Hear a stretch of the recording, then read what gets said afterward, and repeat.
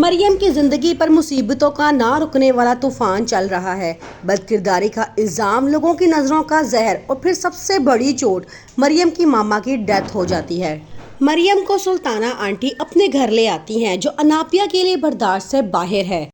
अनापिया जो शुरू दिन से ही मरियम से बहुत नफरत करती थी, वो चाहती थी कि मरियम को हमेशा के लिए अपनी ज़िंदगी से निकाल कर बाहर कर दे, लेकिन अब पूरी गेम उल्टी चल गई है।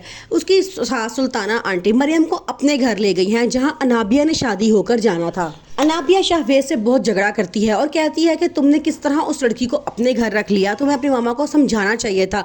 आगे से शाहवेज कहता है कि मैं अपनी मामा को पहले ही बहुत परेशान कर चुका हूँ, अब मजीद परेशान नहीं कर सकता। अनाबिया जो शुरू दिन से ही मरियम से बहुत नफरत करती थी, वो अपनी मामा से कहती है कि ये सही मौका है, बाबा साहब गुस्से में हैं, हम मरियम से जान छुड़ा सकते हैं। उसकी मामा कहती है तुम फिक्र ना करो, मैं अभी बाबा साहब से बात करती हूँ और मरियम को धक्के देके इस घर से निकाल देते हैं। वो जाती हैं बाबा साहब से, कहती हैं कि इसकी वजह से हमारी बहुत बदनामी हो चुकी है, हर तरफ हमारे बारे में ही बात हो रही है, इसलिए हमें चाहिए कि हम इस मुसीबत से जान छुड़ा लें।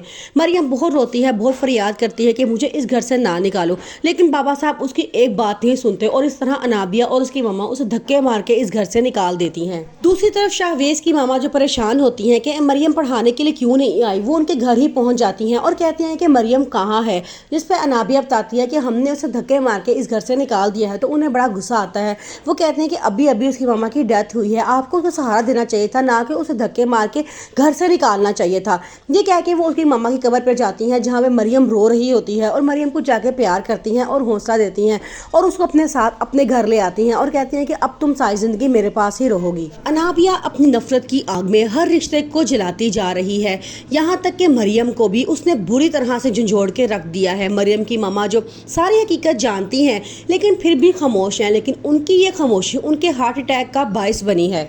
लेकिन मरियम ने भी अब फैसला किया है कि वो चुप करके नहीं बैठेगी और पता लगाएगी कि कौन है जो इसके खिलाफ इतनी साजिशें कर रहा है। आखिरकार अवैस और शाहवेज का आपस में आमना सामना हो जाएगा, जहां पे अवैस शाहवेज को ब्लेम करते हुए कहेगा कि तुमने एक शादीशुदा लड़की की जिंदगी क्यों बर्बाद की। आगे से शाहवेज कहेगा कि तुम्हें शर्म नहीं आती इतनी पाकबाज औरत के ऊपर इल्ज़ाम लगाते हुए।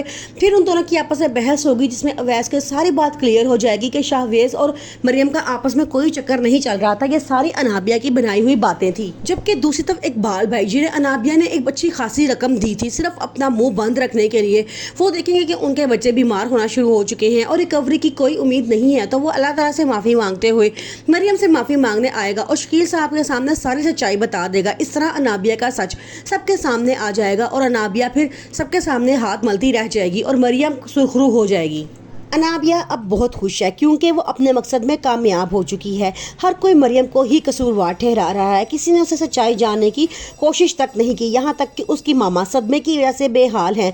उन्हें अस्पताल पहुँचाया जाता है और उनकी सेहत का भी जिम्मेदार भी सिर्फ मरियम को ठहराया जाता है। अनाबिया मरियम से कहती है कि मुझे लगता है कि तुम्हारे पीछे कोई हाथ धोकर पड़ गया है। इन तमाम साजिशों के पीछे मुझे लगता है कि अवैस का हाथ है, जो तुम्हें बदनाम कर रहा है, क्योंकि तलाक की कोई ना कोई वजह तो उसे सबको बतानी ही थी। वो इस तरीके से तुम्हें तलाक की वजह दे रहा है ताकि सबके सामने वो सुरखरू हो सके और तुम्हें बुरा बना सके।